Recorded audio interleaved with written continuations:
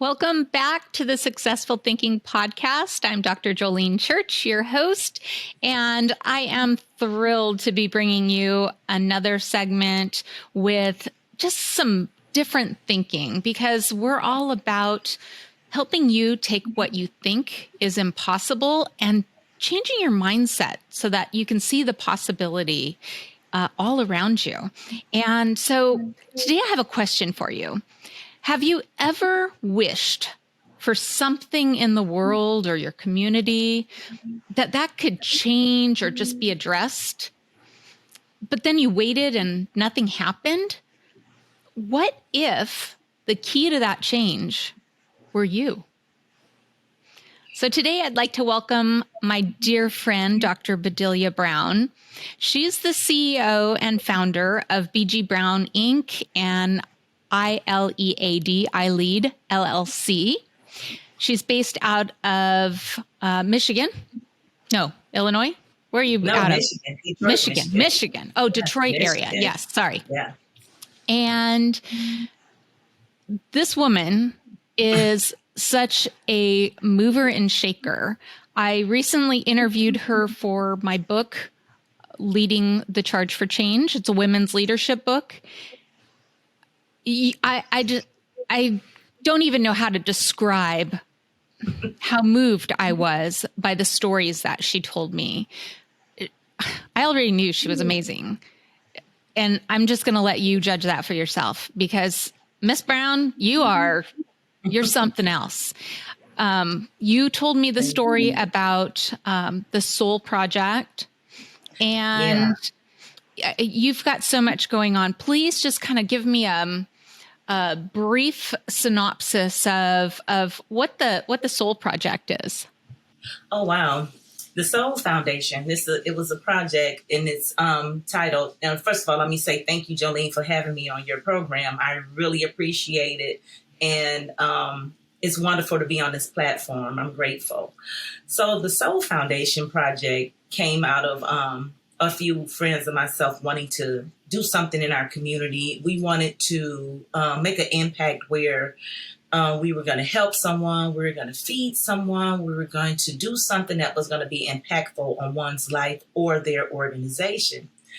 So what we did was we decided to call the organization, the foundation, the Soul Foundation. That is the sowing of unconditional love, meaning that we show love where we feel like it's needed, or we show love all the time to others who don't feel loved or feel left out in the community. So we had this particular project that we worked on with the Rescue Mission, the Detroit Rescue Mission. They had a building in Highland Park, and it was a high-rise building. It was a men's shelter. And we decided that we were going to feed the entire shelter that day, maybe about 12 floors in the shelter or better. So we decided that we were going to feed the shelter. So we went. I had people ask people for monies to help with the side dishes and with the food. And we wrote letters, and we went to like the Eastern Market, which is huge here, to the meat market there. And I talked to the owner, and I asked for a favor, and he discounted me on some meat. And we bought all the meat. We had our family and our friends cooking the side dishes for this building, and we knew when we did this, it was going to be big, but we didn't realize how the impact was. Now, mind you, we don't do things so that the media can see or anything. None of that was involved, because my thing is I try to do stuff from the heart, and I don't need recognition. I know who's my recognition and where my faith and my peace come from doing it. So we decided to cook for the entire building. So we cooked all this food. We had a team of volunteers. I'm telling you, it takes a huge team to do this. We had a team of volunteers. We took over their kitchen. We went in and we served.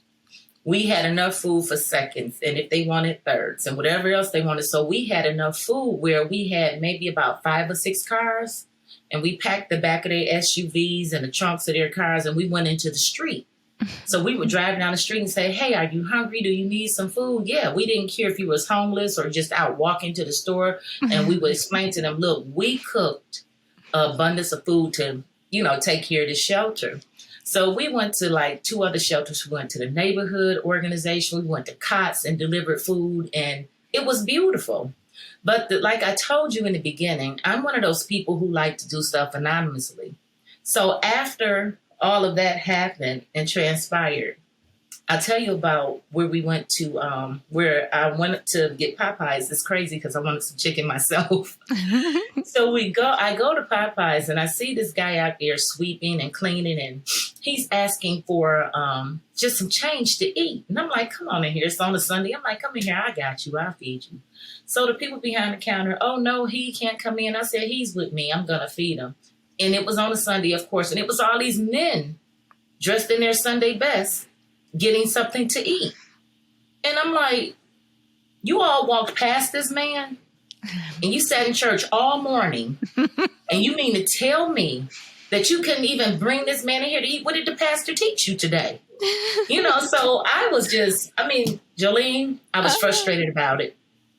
So it's so funny because I told the guy, I don't care if you want a bucket, a box, a case, order anything off the menu you want. I'm going to pay for it.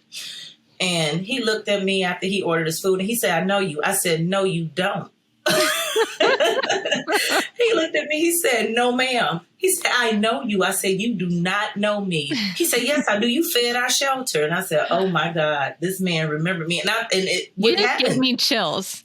What happened to me was I thought about it. I said, wait a minute. Something so small as a meal impacted this man's life. Mm-hmm. And I said, well, what shelter did I feed? And he told me, because at that time we were feeding like different shelters. We just pick a shelter and feed them, mm-hmm. Even if it wasn't as big as it was. We do socks and sandwiches, just, lunch kits. We were just doing that. So he told me which shelter. And when he said, you fed our entire shelter, and the men in there looked, and I said, you don't know me. And I did not. And so after we got our food and we walked outside, I said, what are you doing over here? He said, well, I wanted to get out and make some money to get something to eat. I said, listen, you really need to get back to the shelter. I said, because if you don't get back to the shelter, you're not going to have a place to sleep tonight. And I'm a little concerned about that. So I get on the phone. I call my friend over there at the shelter, the guy I kind of set this thing up to do. And I said, hey, listen, I got one of your guys over here. What is he doing way over here by where I live? And I said, he needs a bed. He's not going to make it in time before doors close. I said, I'm going to put him on a bus. I'm going to take him to the bus stop, and the bus stop is going to drop him right in front of the place. I said, will you be out there in the front, and will you hold a bed for him? He said, you know what, Miss Brown, for you, I'll do that. And I said, wow. So I'll get him on the bus, and I said, you don't have to be hungry. There's plenty of food there. And he says to me, I know, Miss Brown, I know, but it kind of took me because he says, I know you. And I argued the man down. I said, no, you don't. I knew he knew me. I just didn't want him to tell everybody in the restaurant, I know you. And when he blurted it out, you fed our shelter. I said, oh, my God, this man had told on me. But it was been exposed. Yeah, and it's something so beautiful. And it's so nice to realize that, wow, mm-hmm. I have only seen this man the one time. Yeah. And seen him sitting there having a meal. Yeah. And allowing him to take whatever else he wanted. And he remembered, Jolene. I mean, what you do in this life leave an impact on people. It's just like we talk about with leadership. The way we lead and the things that we do leave an impact on the people that we encounter. You don't know what that impact may be. Yeah. It's not an easy thing. It's easy to do. Like I tell people, kindness is free. Yeah. Just have to be kind. People remember you if you're kind before they remember you for anything else. So That's so what else are you working Foundation. on other than the Soul Foundation project? What other things are you working on? So right now I'm writing a book. I'm working on my book. Good. As I told you before, I have the sign up there that says write 3 paragraphs a day. So I'm working on that. And of course, when I get ready to break out, I give you the title. You'll be the first to know, of course. Thank you. You're welcome. Also, I'm working on an iLead project. And an iLead project is huge for me because it's something that I've been putting together for about maybe 5 or 6 years. Okay. So I've been keeping it really under wraps, but I'm trying to see where I can really take it, because my goal here is to write a textbook through iLead, with iLead, because iLead, even during the process of getting your PhD and learning, there were very few females writing textbooks. How are you going to be able to teach leadership to females, or how are you going to be able to explain leadership to a female if you don't have the books or the proper literature having what you need from the person, from a female's point of view? Right. So if every book that you looked at for business always come from a man's point of view, it's a man giving a conference, it's a man wanting you to learn from under him. If you look in any of your old textbooks now, you will see it's all male driven.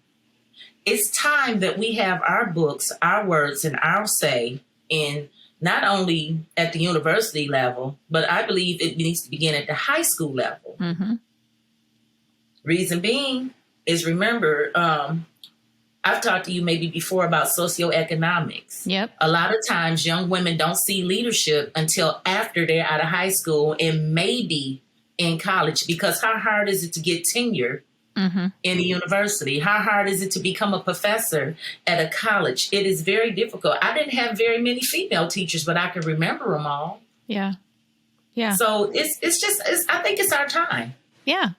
So being that kind of that key to change, if we take that, I mean, you're a great example of someone who's just said, if not me, who else is going to do it? And you just do it. You don't really even think twice about it. It's just like, it needs to get done. So I'm just going to do it. And so it's just what you do. It's just how you roll. And so people do see things in their communities. And I think we've seen this in the past couple years with different types of civil unrest and just different things that people are saying enough's enough. We've got to change things. And so people have got out there, and whether they are out standing in solidarity. Yes.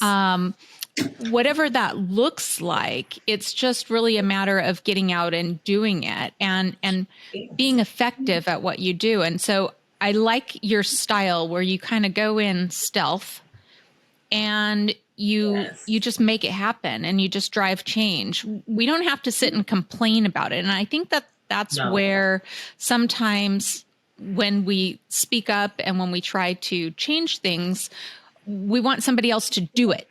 So we yell and we've got our pitchforks out and we're screaming, but we're not really doing anything other than making a lot of noise. And I think what you're doing is really putting kind of the traction to that, right? You have that voice and you're making the noise, but you're doing that really in a very silent way. And it's really cool. It's kind of like Gandhi, right? It's just that silent leadership that is so beautiful and powerful. I'll even tell you, I mean, even this past weekend, I'll share this. I don't want to, I'm not bragging or trying to be boisterous about it, but even my neighbor, she take care of special need young men. I have a special needs nephew, and she got sick and went into the hospital, and nobody was there with them. So they trust me. So I went over there and I wanted to know if they needed something to eat. They said yes. I came back home and I cooked dinner for them. And made sure they were fed, made sure they wasn't afraid, made sure that everything was in order so that she could rest and get well. It's just the small things that you do for people, Right. I can't, it's something in me that just can't help it. Yeah. And I was telling my mom the other day, we talked about this, and she says, you get that from me. Because I take care of people, and when I do it from the heart. Right. And I do it because I don't look for anything back from people. Right. I just do it. Yeah. And I think it's important that we just move forward. And just like you said, we have to be the change agents, Yeah. And for me, like we were talking the other day as a woman, as a Black woman, because I never say woman of color, because I can't group us into one position. Right. Because you have women of color. But as a Black woman, I already get looked at a different way. You know what I'm saying? I'm already expected not to. Remember, Right. I'll never forget when the man told me when I worked at the factory and I worked on the assembly line and I was beginning my journey in my education. And I'll never forget this supervisor told me that I would never be nothing but a assembly line worker. I mean, who tells somebody that? I don't care what color or what your station is. You don't just speak to people any kind of way. And I looked and I said, wow. And I said, that lit a fire. Mm-hmm. And from that point, I've just been going. Yeah. And you're absolutely correct. I do. I move stealth and I move quiet. Yep. This is the most public that anything I do would ever be. Even in my business, it's all word of mouth. Yeah. I don't advertise. I don't have a website. I'm not on social media unless it's for my personal. I don't put it out there that way. Yeah. I'm just not that kind of person. Yeah. It's funny because when I go into organizations and I'm working with people, I always say I'm a secret agent of change. And I see you as that, right? Because sometimes people don't even realize what I'm up to. And I want to leave an impact on this world. And I want to leave a legacy that my children and my family can be proud of. And absolutely. I think it's so important for us to be that change. And you're talking about, going and helping your neighbor. And so many times I don't have a neighborhood like I'm about to describe. I have a wonderful neighborhood where everybody knows each other and would help each other out in a heartbeat. But it's become the norm in suburbia to go to work, come home, click the garage door opener, pull in, and not even know your neighbors' names, not even to know if they're struggling. And I think it's one of the things that in the workplace that has frustrated me in various organizations where blanket statements have been made, like the one that you experienced, towards specific people about certain issues. I remember being one place that said, we can all afford this increase. And I thought, buddy, you have no clue. You do not know the circumstances of everyone in this room. And they may be in a suit and tie and polished up, but you don't know what's going on. And, oh my goodness, so that is so true. Yeah, I just think it's so important for us to take notice and just do something, right? Just do it. Yeah. And go ahead. I'm sorry. Go ahead. It just feels good. Right. You know what I'm saying? To me, when I can do something to help someone, it's just like my normal day. It's just like you were saying, you were up in the middle of the night. I said, no, I was up early. Yeah. I do. I get up early and make sure everything is okay and everybody's okay. And then I can start my day. You know what I'm saying? Mm-hmm. And it's a great feeling when you're able to reach out and help someone else. I mean, it is the absolute best. And I'm not going to be unapologetic about what I do. Sometimes I know I can go overboard, and I'll give you another example. I'll never forget, when I had my, housing business and, it was a young lady and I was just watching the news this night. This is how stuff come to me, Jolene. Right. I was watching the news. This family got burned out of their house. I called one of my clients and said, I need a house. He says, I have one. He says, you can rent them the one that's over, he told me where it's at. And I said, okay. So I called the news station and I said, hey, I want to help that family. I got a house. Can they meet me at this address in the morning? I said, if they need to be there tonight, they can come tonight because I have power on in there. I said, but I just want you to know I have a house for them. And the lady, she's, she says to me, she says, okay, well, I'll have them to meet you here tomorrow. Well, when I was done, I had them to meet me at the house. I gave them the keys. Not only did they have the keys, they had stove, refrigerator, furniture. Called my sorority sisters and my friends. And I said, I need clothes for a woman and 5 kids. I need beds. What do you have? And when we were finished, not only did she have everything she needed, a house full of furniture and clothes for her kids, I had another friend. I said, I need some beds. He got together with some of his frat brothers and bought me some beds. You see how that worked? Yeah.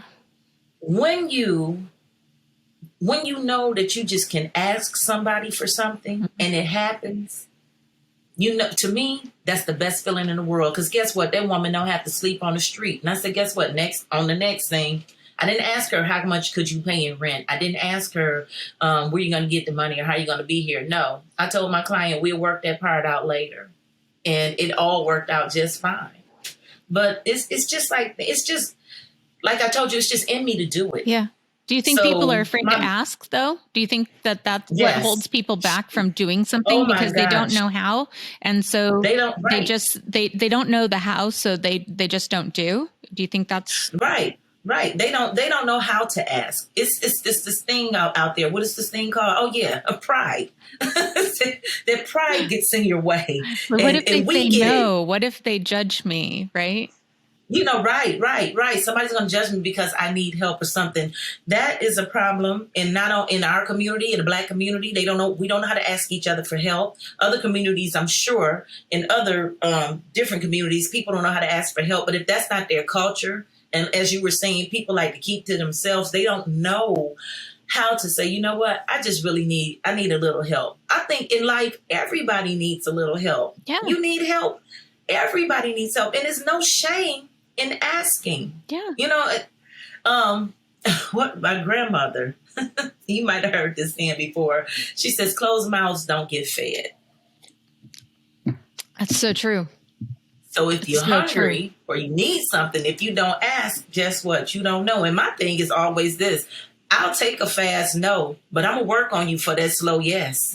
There's enough change right there. There you go. Yes, right? I'm going to work on you. If you're saying no at first, I'm going to be like, okay, well, you think about it. Well, I said no, that's fine, because that's a slow yes to me. By then, they like, you catch the person off guard when you say, oh, that's a slow yes. They like, what? I'm like, yes, that's a slow yes. You're coming around. It'll be okay. Just think about what I'm asking you and what I'm asking you to do. So it's just, I don't know, Jolene. It's just that one of those things. I just feel like I'm like you. I want to leave a legacy. Yeah. You know what I'm saying? I want to leave something here behind that people can say, wow, I knew her. That's why I thought about it when the guy said, I do know you. And I said, no, you don't. Yeah. Yeah. I should have told him, yeah, you know me. I did, but I'm just not that person. Yeah. I mean, I've seen people. I've been out with a friend of mine, and he's a giver too. And we were going to a restaurant, and he saw this man on the corner laying down. He said, come on, we're going to feed you tonight. And we were at a nice restaurant. So we walked in, and this guy walks in with this, not the cleanest person on the planet. Mm-hmm. And the maitre d' and the guy in there says, well, he can't be in here. I said, well, why not? He has money. He always come in here begging. And I said, well, you have a whole restaurant, and at the end of the night, you have to throw away all of the food that you have back there. At least if you're going to throw it away, put it in some containers so that people that's homeless can come back there and get it. So, why aren't you, stack them in there nice if you feel like you can't give it to him. I said, but he's out here every night hungry.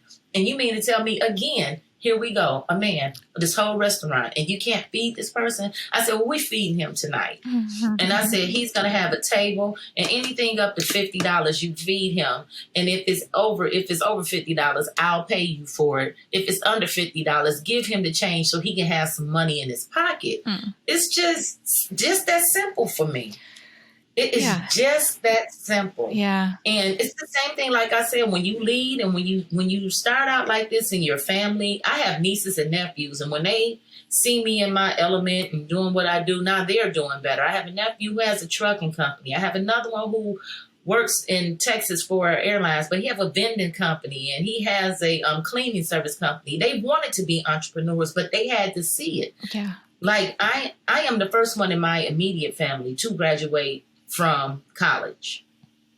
My parents, they were hard workers. They had businesses and they worked in a factory, but we lived higher, upper middle class. That's who we were. Mm-hmm.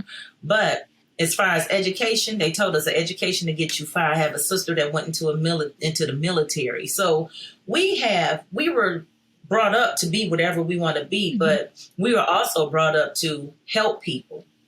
If you see somebody that needs something, if you see a need, fix a need, if you can fix that need. So I think that that's really, really in wrapping this up, I think that that's probably the big key to this. If you see someone in need, just do something, right? That's right. Don't diminish your value and what you can bring to the table, and really dilute the impact that you can have on someone, because just a simple hamburger could change somebody's day. It's just kind of crazy when we think about the reasons why people don't. And regardless of what those reasons are, what would your advice to the listeners be to kind of circle back and close it all up on being that change and being the key to that change? Well, I'll say this. The one thing you have to do is always listen. God gave us 2 ears to listen, 1 mouth to speak with. And if you listen when you're talking to people, you can hear their situation in a conversation. So you have to have an open mind and an open heart. You have to be open and receptive to the people that you meet, to the people that you see, and how you talk to people. You know, people that need something come dressed up in pretty packages, and sometimes they don't. Yeah. Well, you can't choose to help the pretty package and don't want to help the person that's not, because that's not what our society is. Yeah. All kind of people. It takes all kind of people to make the world go around. And I believe when you are a change agent, and when you want to make some type of change in other people's lives, and even in your own, it is imperative that you're able to notice these things. You have to keep an open mind and an open heart when you want to make change. I mean, sometimes it's not easy. I'm going to tell you, not sometimes, it's definitely not easy. You're going to sacrifice some things. You know, I try my best to walk somewhat in the footsteps of Mother Waddles. If you ever heard of Mother Waddles, she was a Black woman here. She passed away some time ago, but she was a Black woman here who would allow people that were homeless to come into her house and sleep on her floor. Wow. And feed them and help them get on their feet. So she started an organization where she would begin to help people get cars, and she started doing all these huge things for people, just because she said, if I walk over my fellow man and I see that he needs or she needs something and I don't help, I'm just as responsible for their downfall right now in that moment. So you have to pay attention. Yeah. You have to, I sometimes just ask people, hey, how you doing today? You know, what's going on with you? What's going on in your life? I want to know, how are you? And sometimes I'll ask people, hey, you need anything? Yeah. You need me. You need someone to talk to. You need me to listen to you. You know, just it's the simple things. Yep. We have to be those people, as you say, a super agent, or we have to be those secret superheroes in people's life. Yeah, secret agent. You have to come out. Sometimes your cape might fall out. You got to tuck it in a little bit. But sometimes you have to approach people and say, "Hey, I've been there." You know, you have to let them know, I've been down. I've had issues. Right. I've had to have help. Don't let this suit fool you. Don't let me driving in a car fool you, because guess what? I'm on my knees every night thanking God for it. But I also had to work and fight and move forward to get in this position as well. Yeah. So I just tell people, don't think that you're above or better than anybody else. And I always also tell people, how do I say it? Go somewhere where you're appreciated, not tolerated. Mm-hmm. Yep, absolutely. And that's the biggest thing for me. And if people can just take those simple steps and just listen in a conversation, you can hear your friends when they need something. Yeah. You can hear them, the way they talk to you. It's just like you have your kids. Yep. And when one of them come to you and the way they say, hey, mom, you know, hey, mom.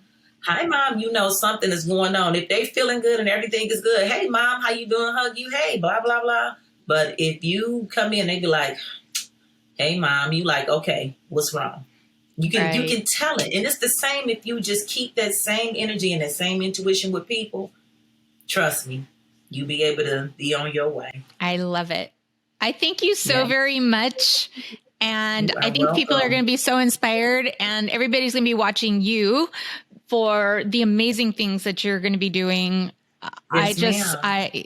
Y'all watch. This woman's going to do some amazing stuff. And I she receive. hasn't even scratched the surface yet. She is a I force to be receive. reckoned with, regardless of how stealth she is. She's amazing. I love her. And I hope all of you I got love you something back, great out of sister. this as well. Thank you. Thank you, Bedelia. I You are so appreciate welcome. I you. love you too. From the moon back to the earth. I love you, my sister. All right. Thank you so very Yep. much. Yep. You're welcome. Okay. Bye-bye. Bye. Bye.